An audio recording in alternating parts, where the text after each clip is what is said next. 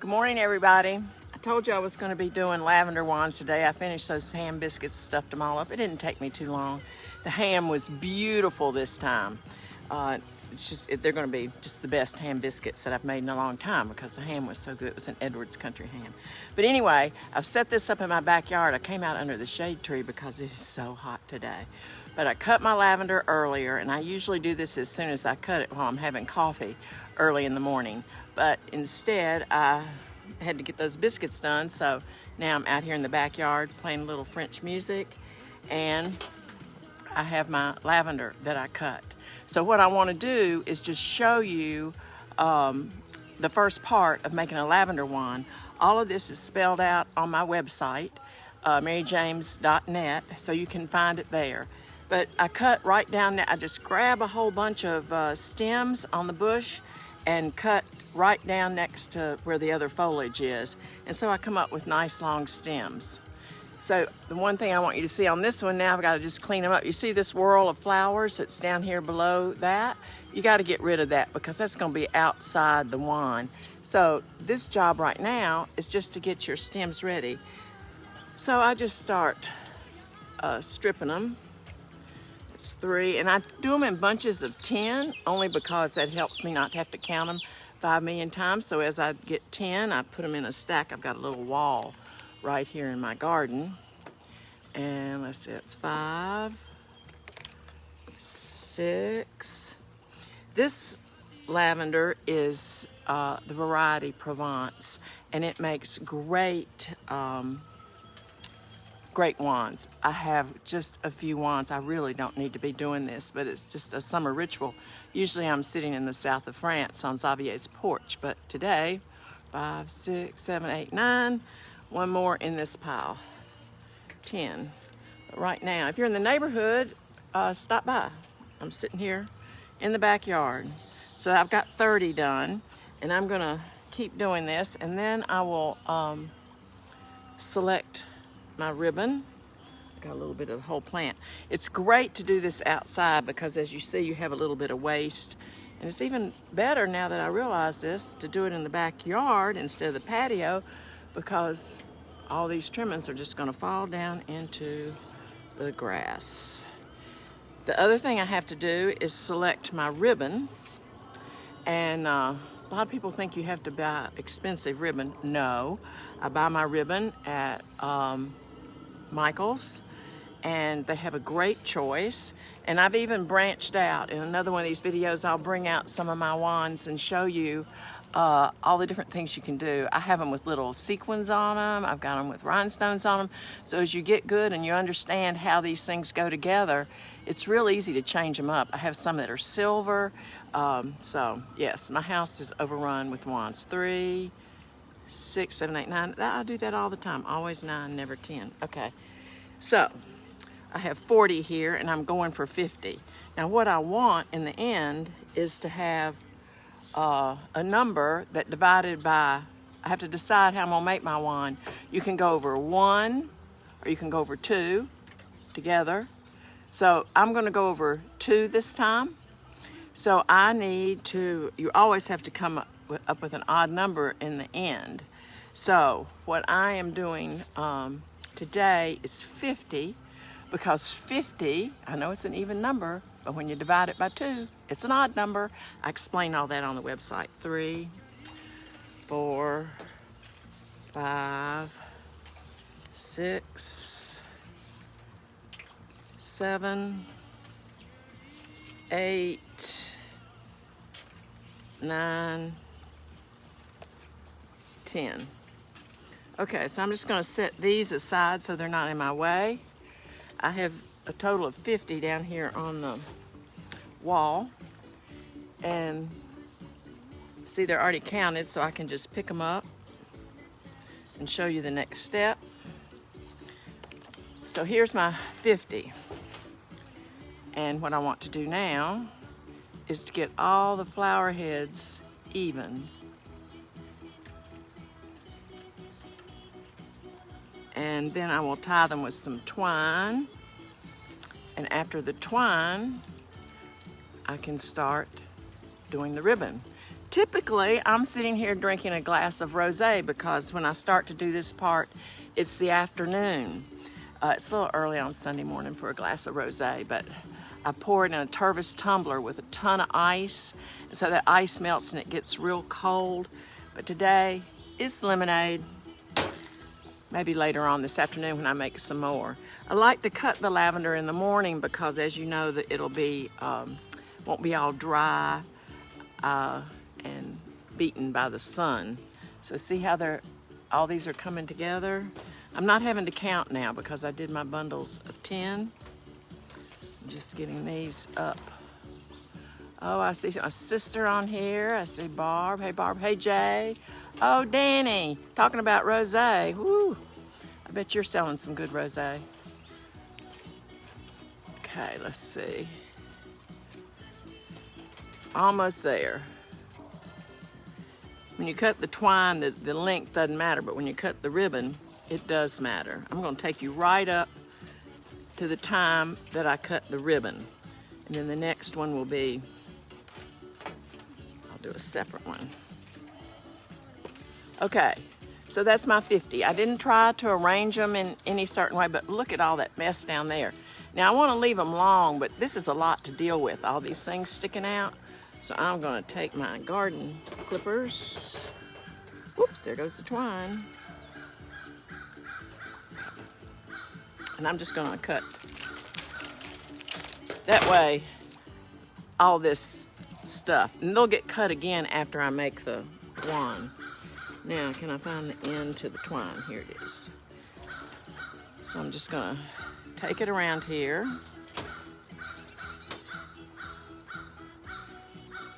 Tie it. Do y'all know about a knot where you loop it twice before you pull on it? That means you don't have to have somebody put their finger on it for you. So you wrap it twice. That's kind of part of a surgical knot. Nobody wants to be sticking their finger in the doctor or surgeon having to ask for somebody to hold their finger on it. Okay, here we go. So now that's all tied, but what you need to see now is see how they're all at different points. Some are up, some are down. This is all. So now I just start pulling on it, and this pulls them down, and get on the inside too. And there's always some character that's still way up there, but you can't find where. Ciao, Judy. Is y'all's lavender blooming in Italy? Okay. It's a little early in France. I never get to do this before July in the south of France, but damn, it's hot here in North Carolina right now. All right, I still have some that are uneven. I have one that's sticking up, but I have no idea which stem is down here. So I'm just gonna pull and keep my eye on the bottom. There it is, it's over here. And then I can just pull on the stem and get them all even. Okay, here's another one that's sticking up. So I'm gonna look at the bottom as I pull very gently. Come on, where are you? There you are. He's way up here. He's a short stem to start with. I think that's it. Yep, that's it. So now they're all even, and I'm going to select, get them kind of straight so they're not all twisted. This isn't going to be a real fat one. My blooms aren't quite full. So I have all this box of ribbon over here, and I'm going to choose the yellow. It is 3/8 inch. It is just satin ribbon.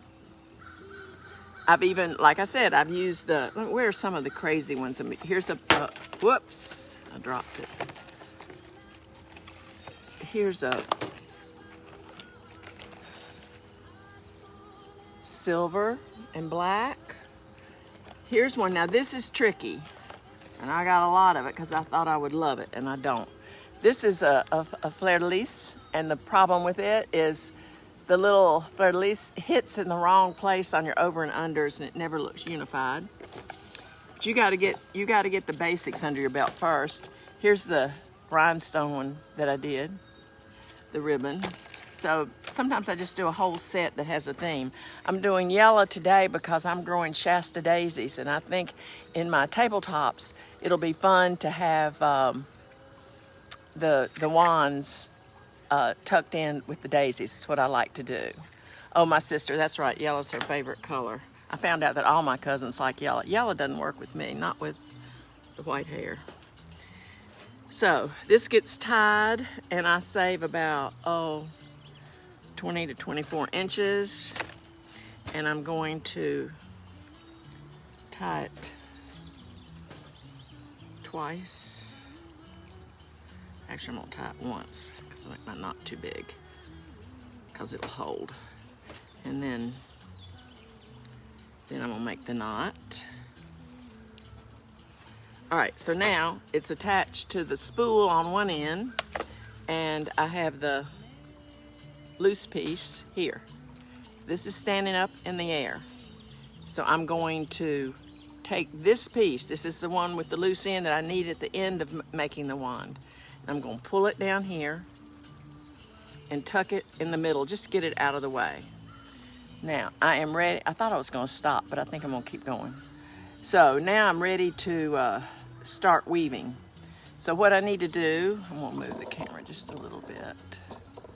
I'm going to take two, and you start right where the knot is, or just at the knot or beyond. But I like doing as maybe even toward the back side of the knot, so that I get, these are so fresh. And that makes me say to you, when you decide to do these, you really need to be using fresh, freshly cut lavender. It gets too hard otherwise.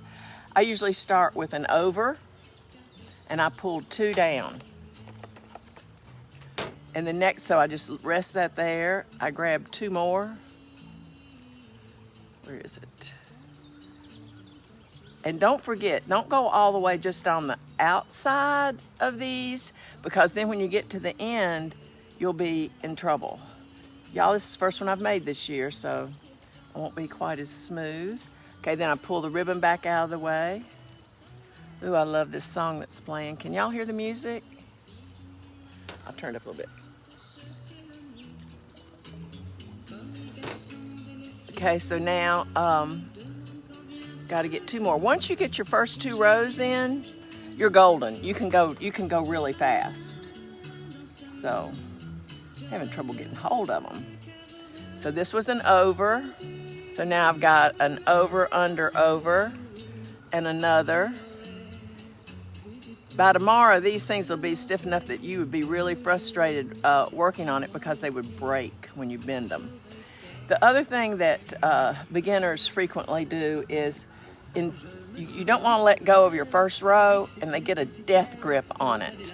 And that death grip just destroys your lavender. So hold your lavender gently. So I'm just going to continue around, and that's going to be very boring. So I will sign back on after I get a couple of rows done, but you get the idea of what's happening here. Let's see. I don't know how well you can see that. And as you do it, I just keep pulling up so that the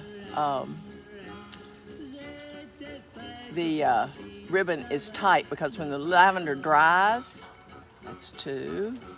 When the lavender dries, it shrinks, of course. So I'll see y'all in a minute. This was fun. More to come. Okay, I'm back, and we're ready for part 2. You see what I've already done. That's going over 2, and I started with 50 stems. At some point I will connect these 2 videos and put it on YouTube, so it's all in one piece. So I just have to come back around. Remember, I've got that extra tail that's down here in the center, and now I'm just going to go around, and I want to end on what I consider my prettiest side. A few little caveats. The main thing you have to do is get this thumb and to working for you. It's your best friend. It helps hold the ribbon where it needs to be, and to always think to yourself, particularly in the first 2 rows, to think over, under. Oh no, I got to go under, or I got to go over next, because once you screw up, you'll have to go back, and it's very hard to go back. The stems break. So now I am just concentrating. They're real tight down in here at the base. And see, I'm about out of blossoms. That's how I know that it's, there are no blossoms underneath these stems. They're all up here. Okay, so when I do this, I'm always pulling up. That keeps it tight and a little straighter.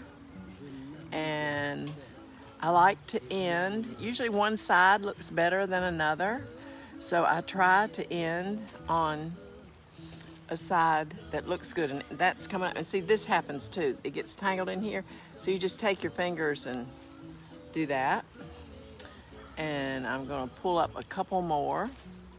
I brought out here also some of my other wands that have been made in the past. This one is, I can't tell you how fragrant it is, because I've picked it at the peak. The bees kind of tell me it's time to pick, because when the bees start to cover it up and go after it, which is wonderful. I love that I have this for the bees.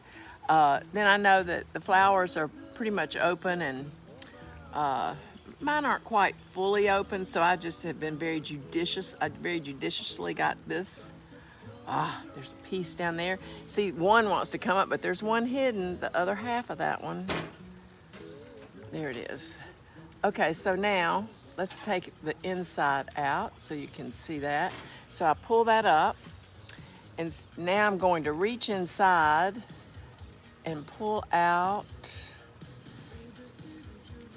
the piece that we pulled down between. That's the end. I'm gonna pull it up here with the other one. This is still attached to the spool. Now, this piece is going this way. That's what I'm weaving with, so I want it to continue to go that way. So we'll bring that around. And then this one has to meet it here on the other side, so it has to go in the opposite. Did I do that right? Yes, opposite direction. And here we are. Now this is a trick. I use my forearm to hold the wand in place so I can really pull hard.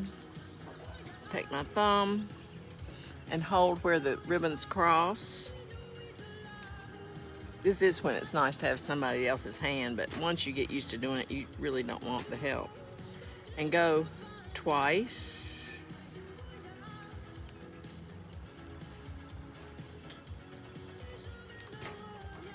And then you can choose to tie a bow or not. But one thing I always do is,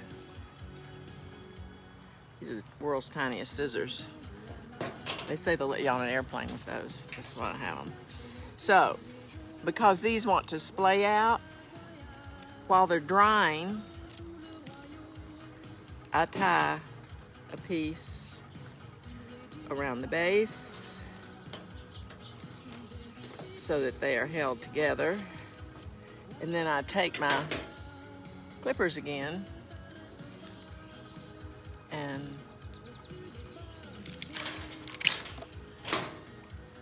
there we have a lavender wand. And okay, let me show you this. These need to be trimmed too, but I'm gonna wait till I have bigger scissors. So I'll trim that off and it's ready to go. Now I want to show you some of the ones I've done before. You can go to the website. I didn't bring out the ones that are on the website. So this is a big pot that has, you notice I have multicolor? Well, that's a whole nother video. And I'm mixing it with my needlepoint. They're my Provence girls. And then we have lots, I have lots of red and white because those are the colors of Saint-Tropez, and we do Saint-Tropez night with our groups frequently, and we have a red and white table. So there is that one. But this one, Randy McManus, I took him up to his shop and I said, Randy, I want something for my table with my lavender wands. I had no clue what to do, but I think this will be, let me see if I can pull it over here. So that is what he created. And he did this, oh, it's been at least 2 years, probably more. And it looks wonderful on my table. And the boxwood dried, and there are bunches of lavender in there. The lavender is dry. So it's kind of a permanent fixture. And he took all the blue and the lavender wands that I had, the lavender colored wands that I had done.